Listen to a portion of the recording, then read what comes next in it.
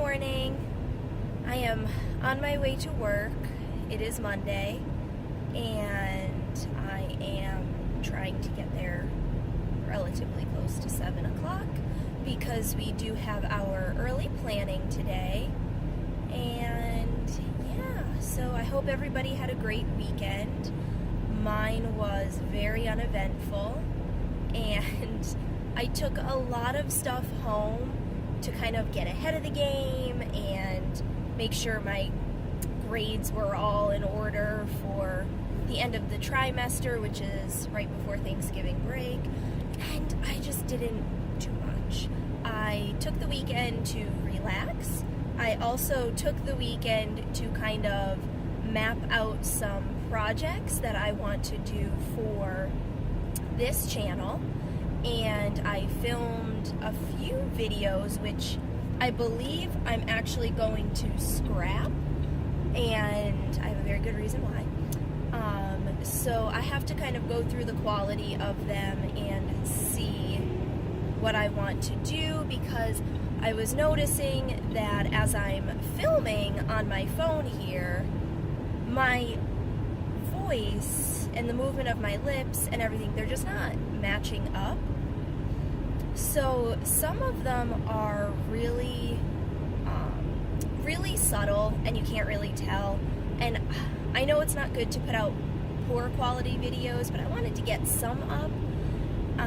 So I'm going through them just to see what I think of them. Some of them are vlogs and some of them are just little extras that I filmed. Now, the reason I'm even considering scrapping them is because last night we went shopping again, and we don't have a ton of money. So when I say we go shopping, I mean we were kind of out just getting one or two little things.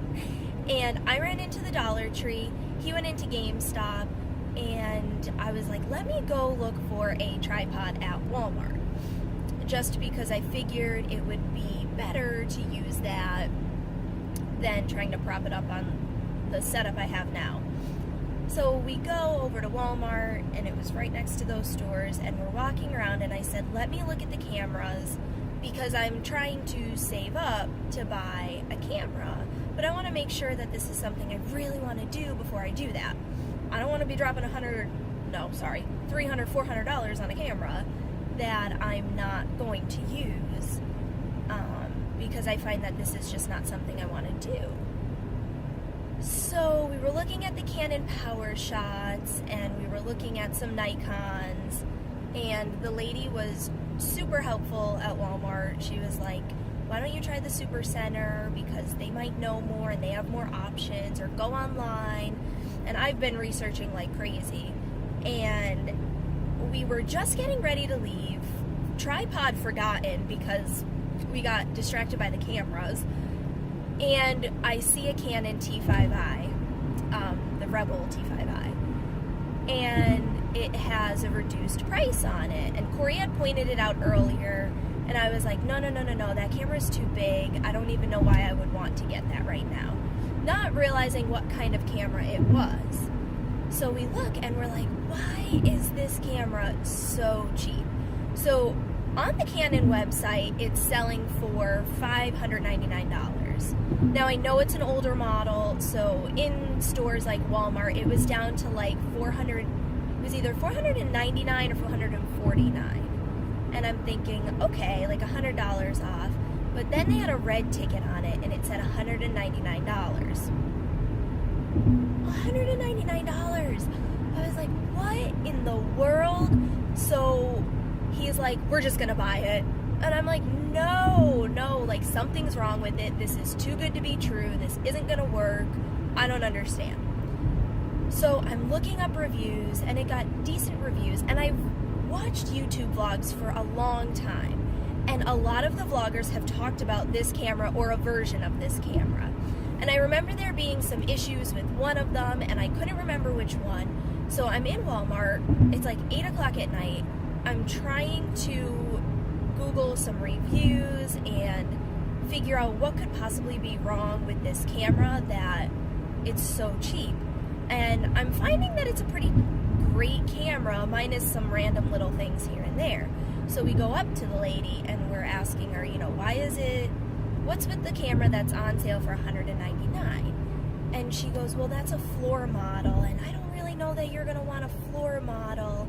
And she was being so sweet, trying to just say that kids come in and they play with it, adults come in and they play with it. And, floor models aren't always the best way to go. So I'm looking at it and I'm like, man, there's really nothing wrong with this camera. Like, what could be the harm in trying it?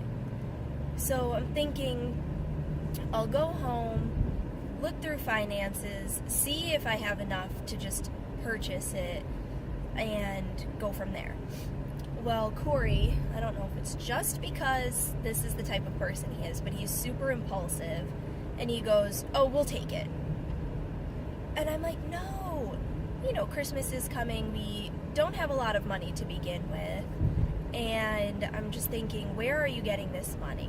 And he's swearing that he has it, he's going to buy it for me, and if it doesn't work out, we asked 1,000,001 questions about the return policy, making sure that if anything is wrong with it, we can return it. So we have 14 days to return it. I need to get an SD card so I can check video quality, but camera-wise, it worked perfectly fine, minus the fact that I am sort of camera illiterate, and I don't know a lot about them, so I'm learning as I go. So, yeah, I was really excited about that. Hi guys. Okay, so I am back in my classroom. My lighting is really bad because I have this huge window here and the sun is hitting it. But I am back in my classroom. We did have planning. It went just about an hour, but I was late, so I stayed a little bit longer. I had to discuss the science test that I created this weekend for my group. When we do science, it's integrated with literacy. It's not like truly science. So we're working on informational standards, and we just finished up the life cycles. So I was doing that, and then I realized that I forgot to put a vocabulary part into the test. So I am going through our vocabulary words right now and trying to come up with some kind of like little vocab quiz just for them to do so we can make sure that they're understanding the words as they'll see them, as we keep going through science a lot. So I'm not sure if anybody else's science is like this, but we don't actually get to teach science. We get to do little things here and there, but not much.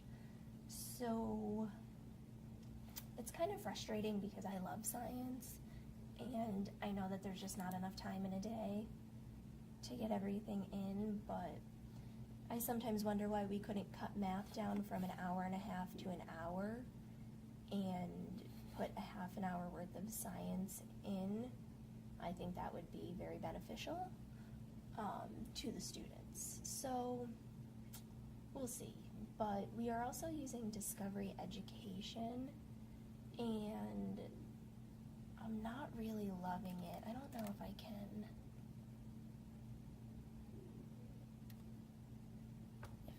do that. Yeah, it's a little too hard to see. When I get the other camera going, it should be easier for me to kind of show you what I'm doing on the computer. But it's Discovery Education, and it's a tech book, so it's a science book online, and we don't have one-to-one iPads or one-to-one computers even. So the kids don't ever really get to see it unless we print it, and then that's just a lot of paper. But what ends up happening is it's a lot of online videos and a lot of online interaction and not a lot of hands-on.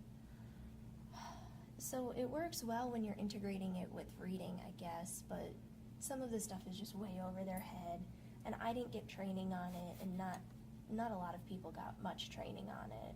So we're just kind of working through it. We have like 2 people in our school that know how to use it and have been trained on it. And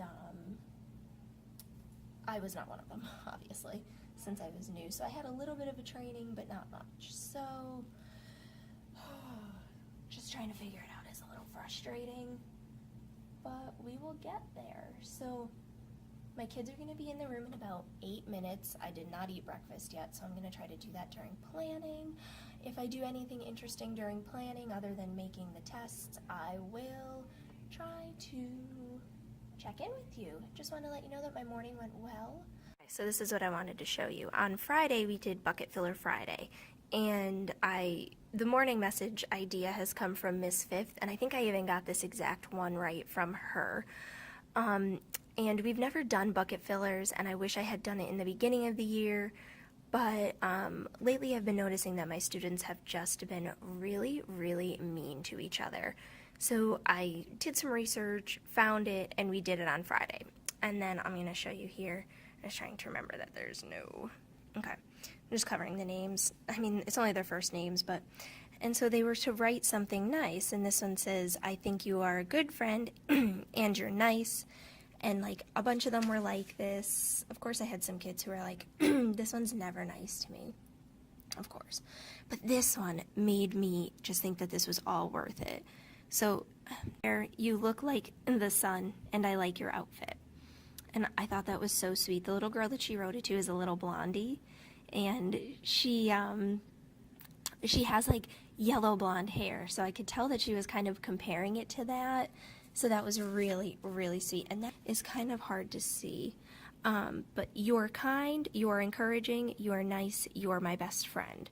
Clearly we need to work on contractions. However, it was just really nice to kind of see them talking so sweetly to each other. So now I'm going to take these little buckets and I'm going to put them up on the board here, and we will... Normally we would have a Monday message, but I just wanted to keep this up to kind of remind them what we talked about on Friday. Hi guys, just doing a quick check-in. It's not that long after I checked in earlier. It is 9:35 and I dropped my students off at specials at about 9:05. So I just quickly made some copies and then I sat down and I'm eating breakfast finally. That's a struggle of mine, is getting used to eating breakfast. It's not my favorite meal. I love breakfast food. I'd rather eat it for lunch or dinner. So I just wanted to do a quick check-in because hopefully I will have posted the vlog, but I had talked a little bit earlier last week about a lesson study we did, where our math coach from the district came in with our math coach at the school and watched all of 3rd grade teach a lesson individually in their classrooms. And then we kind of talked about it, and you know, we got really great feedback on it. And I just walked in and I have my little breakdown of the good, the bad, the ugly, you know. So I'm just going to kind of quickly show you that. So let me turn you around. Basically, it's just an overview of what was good, some things we can work on. So this was like, the front part was the group as a whole, and I have their names covered up there. I don't know, it's just their first names, but just in case. So then when I turn it, I have some suggestions for me, and then some suggestions, well, I guess, okay, it's like the kudos, so the good, and then some suggestions, and then just a little note from Glory, I think her name was. Oh gosh, that's so bad, but about what I can do. So it's nice because not only did she talk about the regular lesson and everybody else, but she gave me like a what to do kind of thing. So during the day, after we taught the lesson, when we went back to debrief after each of the lessons, each of us got one of these papers. So this was mine, and basically it was like on a scale of 1 to 4, okay? And we would read it, and we're not looking for what the teacher does, but we're looking at what the students do. And then everybody, all of what I gave myself are the first ones, and then what everybody else gave me comes after.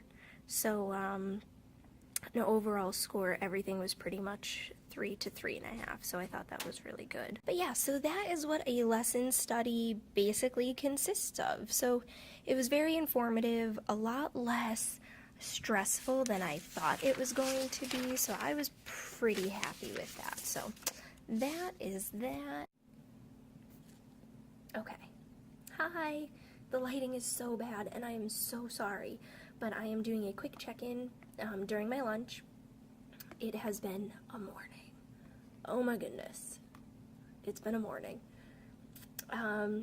We started our fractions greater than 1 lesson, and we also moved on to our personal narratives, which I'm super excited about because I love writing, and my kids are really excited about it now because it's narrative writing, and usually it's easier for them to write that, kind of. So we were getting started with it, and I'd had one of my students I'm just checking, I thought I heard a knock, who's generally a behavior problem. I had him he just had a rough day, for no reason. So it was a very difficult morning, and I ended up having to have my class leave the classroom per our principal's request, and we ended up having just an extended recess time, and so that meant that I didn't get to do everything for writing. Now, we don't have school tomorrow because it's election day. I have school, I have a professional development, but the kids don't, so that's another day. So I now need to allow them to do their own personal narrative in 3 days, which means that that's not going to happen. So I have to rearrange my lesson plans a little bit to go with that. They are working on ouch stories, which I've done in the past, and they always go over very well, and I love to hang them up. So I want to be able to do that, and I saw a really cute template from the Lettered Classroom that I want to do this year. Usually I just do like a cute little printout, but this was a nice template that looks like a band-aid, so I really want to do them, and I really want to get them up, and yeah, so it's been a rough morning, and I have an IEP review meeting, which I forgot about, in about 10 minutes, and I've gotten through no food. My tests aren't even ready to go for reading because I forgot about this, so it's been a rough morning, but I'm getting through it, and I just wanted to do a quick check-in, and I will let you guys know how the end of the day was when I get back from STEAM this afternoon. All right,